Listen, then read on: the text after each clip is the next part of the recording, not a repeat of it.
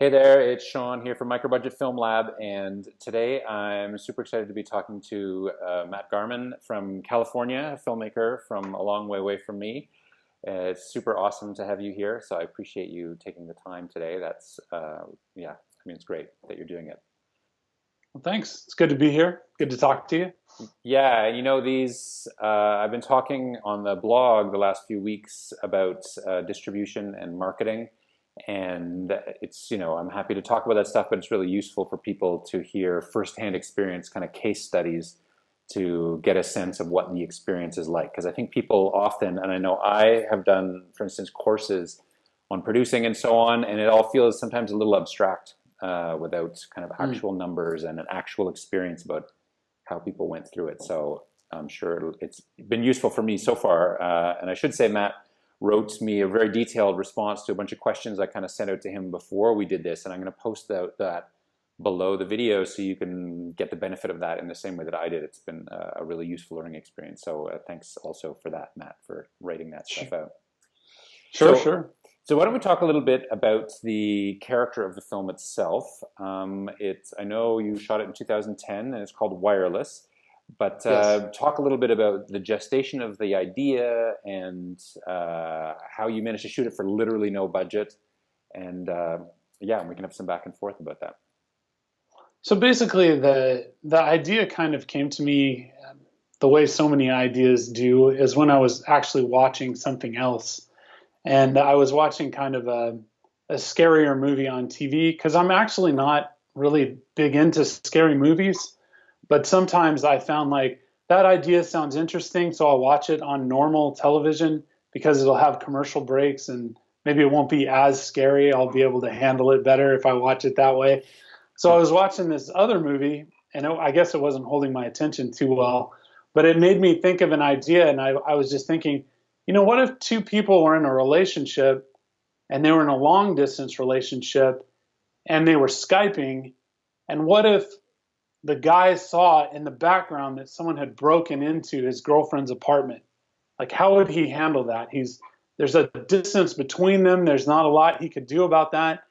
And maybe he doesn't want to alarm her. Like, what would that be like? And so that was kind of the first seed for the movie that I then, started to write and just kind of explored that idea a little bit. Mm-hmm.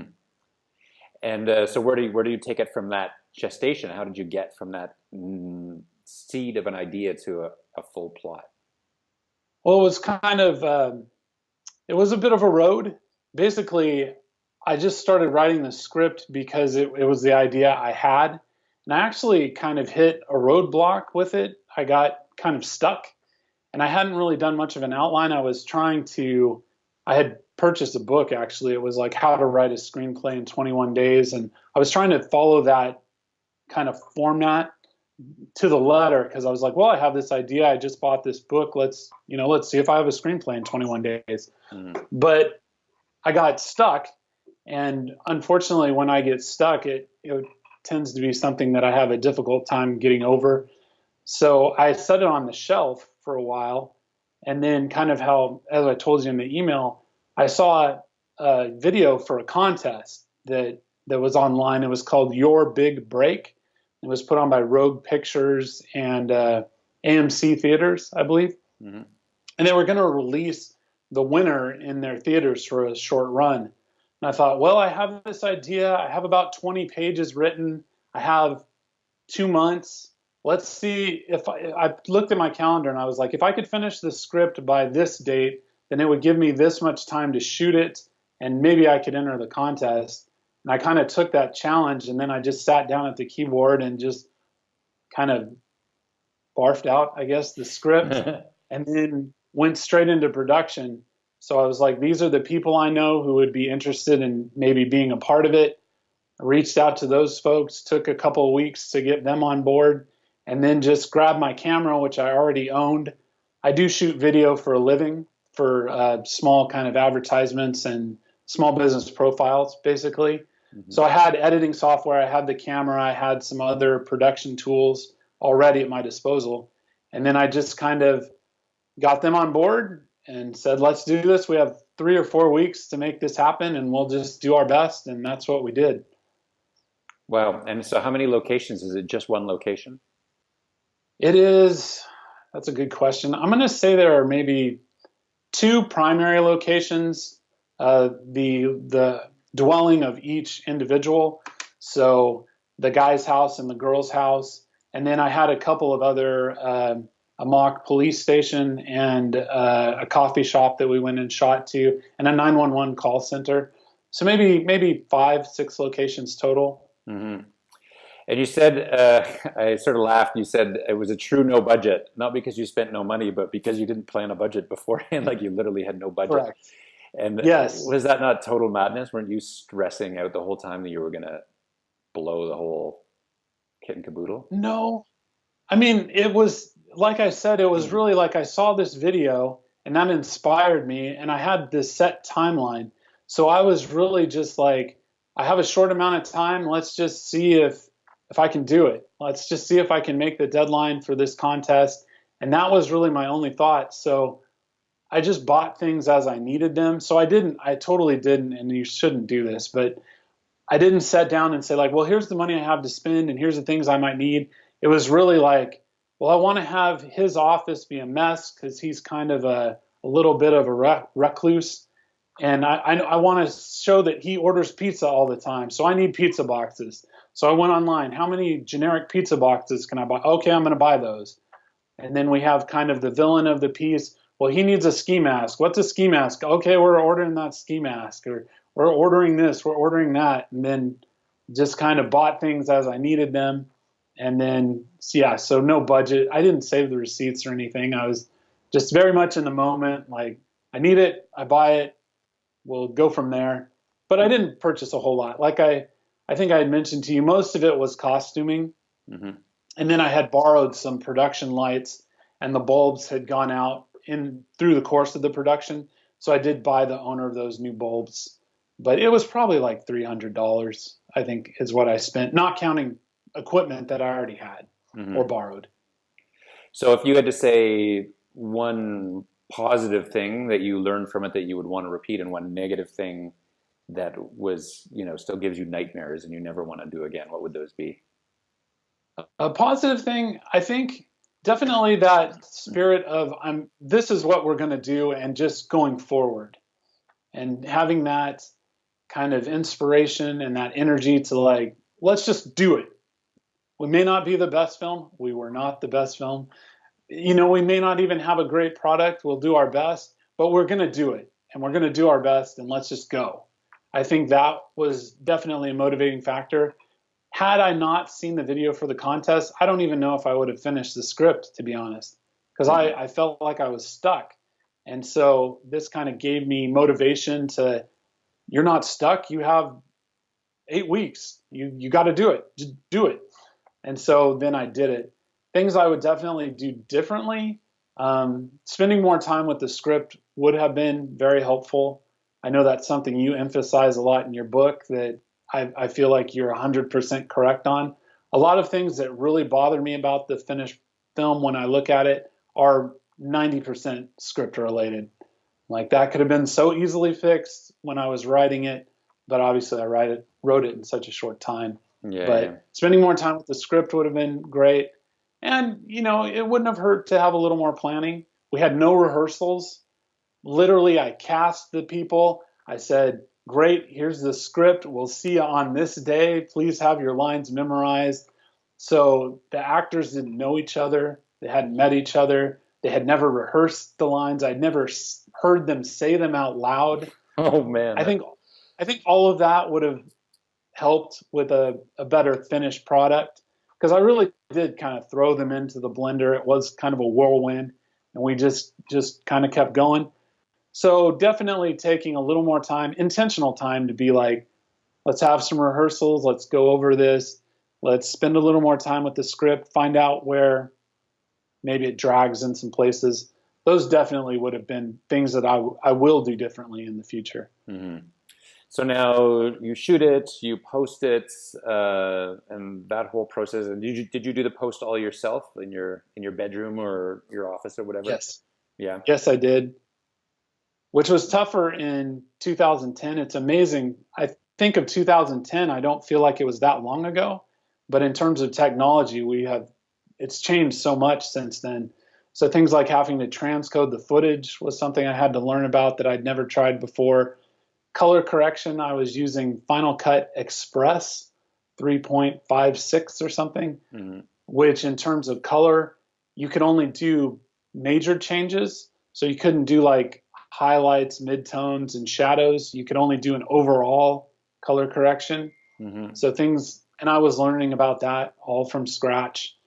Hmm. So post production was a little bit of a learning experience. I'm much better at it now than I was then.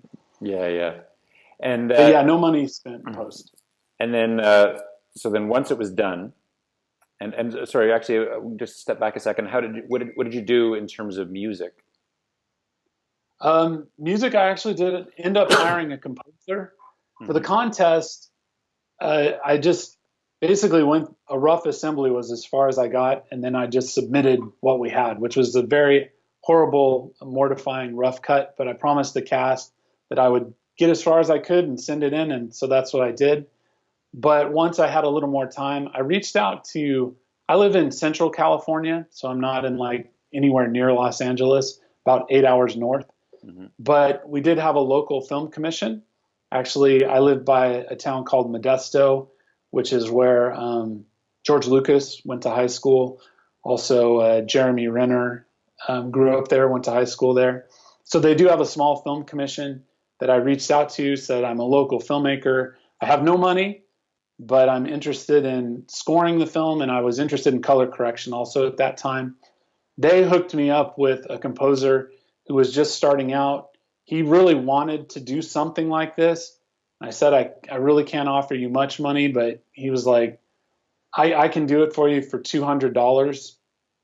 And at that point, I was really kind of burned out. So the idea of trying to go into GarageBand and score it myself wasn't very appealing at that point. So I thought for $200 to have an original score, have someone who's really interested in doing it, I felt like it was well worth doing. So I Hmm. kind of did that way. Okay. And then once it was done, and did you send it out to any festivals, or did you go straight to just kind of putting it up and seeing what you could get? I chose not to go the festival route, mostly because I felt while I was proud of the film and am still proud of what we accomplished and how we accomplished it, I didn't feel that it was everything that I wanted it to be as a filmmaker. I think my cast did a great job and they did their best. And a lot of them were not trained actors. They were just people I knew. And I'm like, you're kind of like this person, play this role.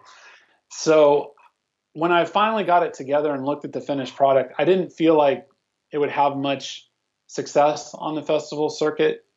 I felt like it was a really good looking YouTube video, maybe a really long YouTube video. So I didn't really have a lot of funds to submit it to a lot of places where sometimes festival fees can be like $50, $30 a shot. I really didn't have the finances to do that. So I did try to release it on YouTube and just more as like a calling card to Hmm. see if I could generate some interest in the film online and maybe get a bit of an audience that way. And hopefully that would be interested in things I did in the future. So no festival run. And then I did try some marketing things on YouTube, which you can't actually do anymore.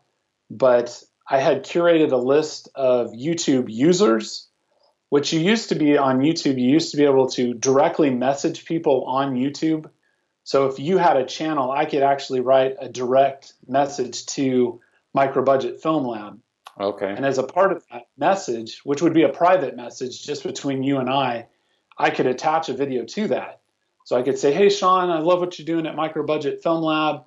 Here's my movie if you'd like to see it. And then you could just, it would be right there for you to look at. Hmm. So I curated a list of about 1,000 usernames that I thought might be interested in the film and reached out to them directly to try to get some traction or momentum for the film. There was also a Facebook user group that I was a part of and still am a part of called The Frugal Filmmaker, and he had a YouTube channel. Hmm. And at the time, he would put out links for the week. Like he would find links that he found useful, and he would publish a list of that every week. And he was kind enough to put my film as one of the links for that week's list. And so I got some eyeballs that way. And I even stooped so low as to pay for some views, which back then you could not boost a video like you can now legitimately on YouTube. But I had read a blog post that said, here are some legitimate sources that can boost your video and get you views, not through like bots or artificial views, but there are some companies that would kind of put your video out there a little more. So I thought for $30, I would give that a try and just see what happened and see how many views that would get me, and if that got me any comments or subscribers or anything like that. Mm-hmm. And so I tried that as well. That was kind of my marketing plan. Yeah. And how successful was that portion of your marketing? The best thing I did by far was the Frugal Filmmaker user group. Him putting me on that list of links, I would say, got 2/3 of my traffic, but the video did not get a ton of traction. So I have to date about 6,600 views on the film. 5,000 of those views I purchased. So I got no comments from that, no likes from that, no additional subscribers from that. So as an experiment, I would say boosting my film in that way was not very productive. The Frugal Filmmaker link, probably I got 2/3 of those other 1,600 views were directly from his link. Mm-hmm. And then the rest could maybe be attributed to my direct messaging people, which also didn't seem to be very effective. But mm-hmm. it's hard to tell because the analytics aren't as detailed. That's interesting because about the Frugal Filmmaker, whom I know through Microbudget Film Lab, that the important role of influencers in terms of building momentum. I mean, just from that one guy where you built momentum, and if filmmakers can find, in terms of their niche and stuff, they can find multiple influencers, they can kind of multiply the reach of their movie. For sure. If there are people that they can be reached like that, very useful. I also did reach out because I'd shot the film on the Canon T2i. So I did go online and look for user groups, people that were shooting with that camera, and post a few links and tried to be kind of a contributor to their website as well. Mm-hmm. But I think in that example, it was such a niche camera that those user groups the groups themselves didn't live very long. So as people buy other cameras and technology changes, which it does so quickly, so there wasn't a whole lot of audience there. But that was something I tried. I thought, like, well, if people shooting with this camera might be interested in a feature length film that was shot with this camera, so that might be of value to them. Mm-hmm. So at that time, I was giving the movie away, so I wasn't trying to sell them something. I was really trying to say, like, hey, here's something you could check out if that's of interest to you. Mm-hmm.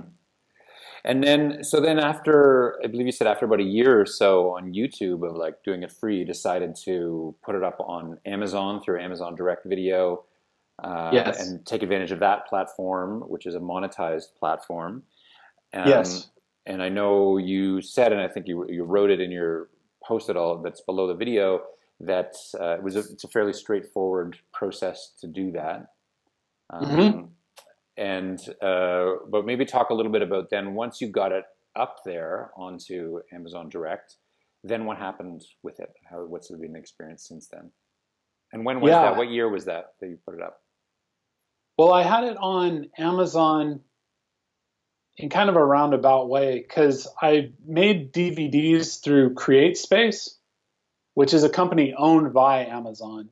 Mm-hmm. And when you manufacture a DVD through CreateSpace, it's great if you're going to try to sell DVDs, which again in 2010 wasn't maybe as niche as it is today. I think today maybe DVD is not a good format, but then it was still a format that was being used more widely.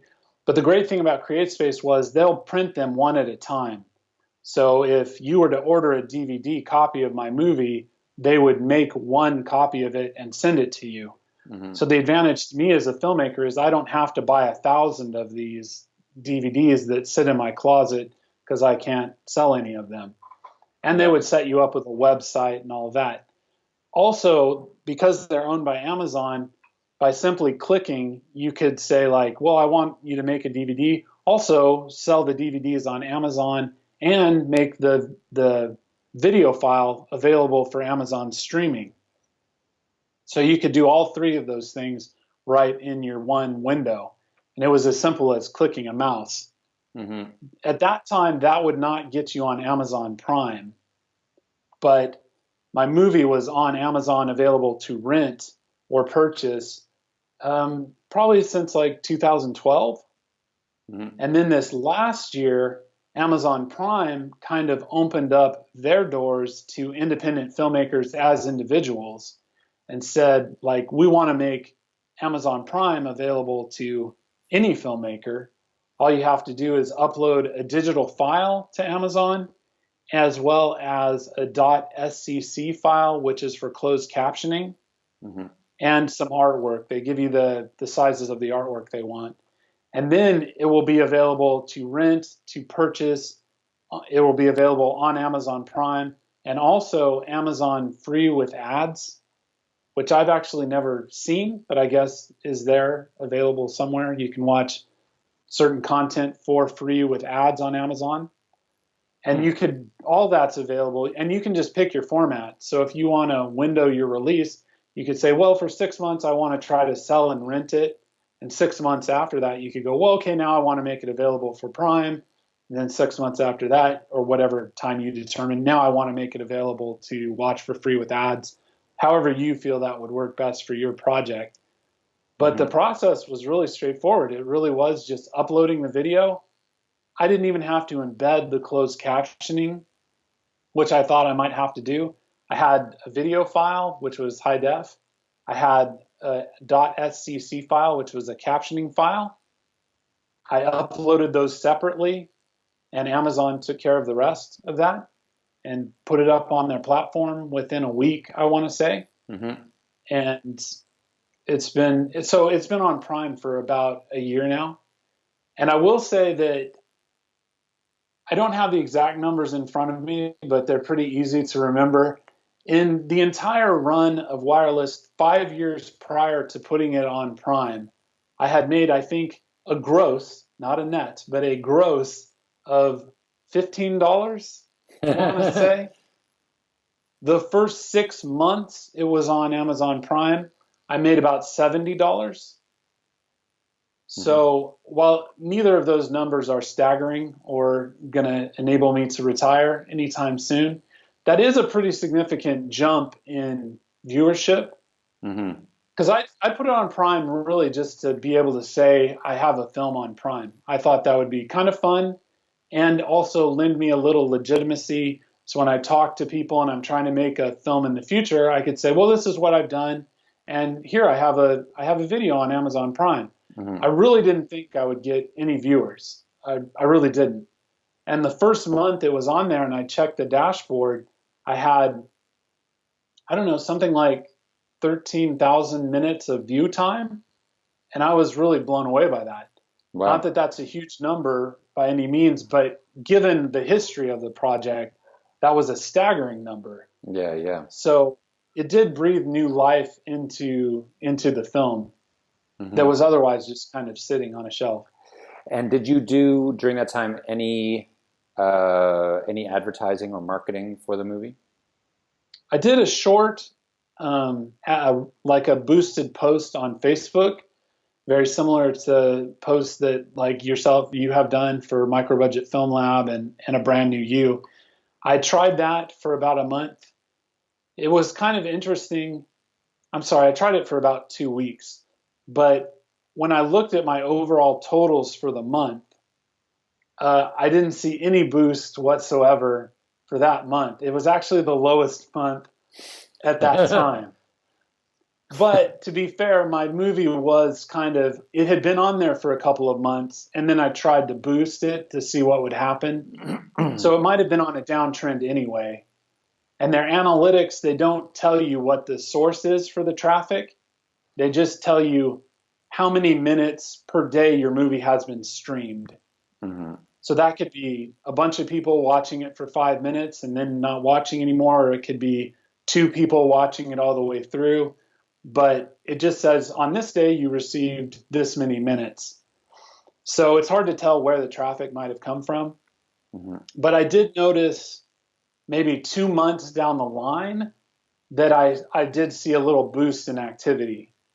So I don't know if that was, it just took some time for people to see that on Facebook and then actually go see the movie or go to Prime and watch it for free. I don't know. All I know is the month I ran the ad, it was very, very low. But for whatever reason, a few months later, there was about a 3-month uptick. Not a huge one, but definitely an increase in traffic. Mm-hmm. And for my ad, I just ran a link. So I posted the Amazon link for Prime just in a post that just said, hey, need something to watch on Prime?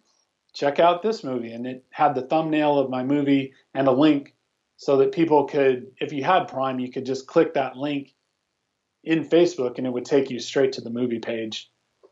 Okay. So that was kind of my approach there. But I didn't post a trailer. Someone said it might be more successful had I posted the trailer with a link instead of just the thumbnail. Yeah. That's interesting. We have not yet got our financial reports from A Brand New You because it's only been up there a quarter, and you get reports from the sales agent every quarter, I think it is. So that should be coming, I think, in the next few weeks. But I'll be interested to see what kind of detailed information we get from the sales agent, because it sounds like you got quite a detailed picture of the number of hours watched and when that happens, yada yada, and then how that translated into actual dollars and cents. So I'll be interested to see what it is, what it's like for us, so I can compare it. For independents, if you go to Amazon through Amazon Video Direct, and I think there's a couple different ways you can get on Prime. Obviously, you got on a different way through a sales agent, and those numbers might be different and placement might be different. But if a filmmaker does it directly through Amazon Video Direct, you can log into your dashboard and at any time, and it'll show you they tally it in terms of minutes watched, because that's what you get paid for. You get paid 15 cents for every 60 minutes watched. And so they will give you, like for today, you have, for me, it's pretty low, but you had 120 minutes watched in each territory, and it's broken down into Germany, Japan, the UK, and the United States, and they each have their separate column. And it will say in this territory you got so many so many minutes, and then below that it'll have estimated. So you've made this much in Japan, this much in Germany, United States, etc. And here's your total. And there's about a 3-month delay from the first time they put your movie up to your first payment. But once that initial 3 months has passed, they will send you a royalty every month. So I get about, a glorious $3 direct deposited into my bank account every month. So, oh yeah, that's pure profit, Sean. That's right into my pocket. That's net. Well, yes. Right into the pocket of Starbucks or. Exactly. Yes. One coffee a month is on Amazon for having my movie on there. That's awesome. And so now, do you plan on doing another film in the near future? Absolutely. I've been trying for a little over a year to make a romantic comedy. I think one of the things I had mentioned to you in the email was I learned so much making this first film.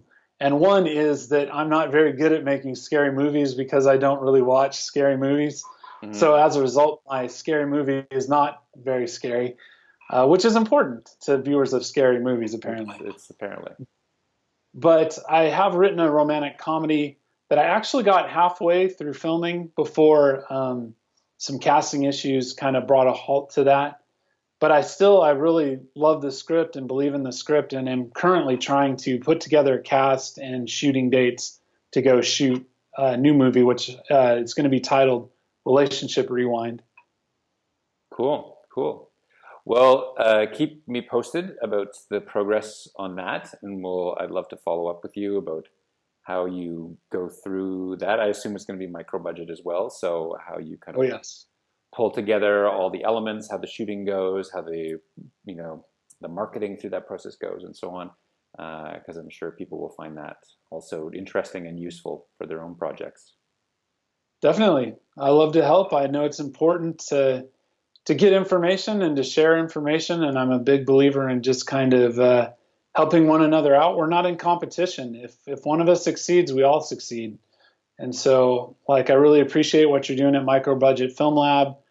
Uh, really have read your book, Mastering the Nano, twice now. And even as I try to put my new schedule together, I just reread it recently, and kind of what are some things I could schedule better and what's some good ways to go about it. So I appreciate the resources that you put out there, and anything I can do to help contribute and help people along, I'm more than happy to do that. Awesome. Well, that's great. So let's keep in touch, and good luck pulling things together for the next project. Thank you. Okay. Uh, Talk to you soon. All right. Bye bye.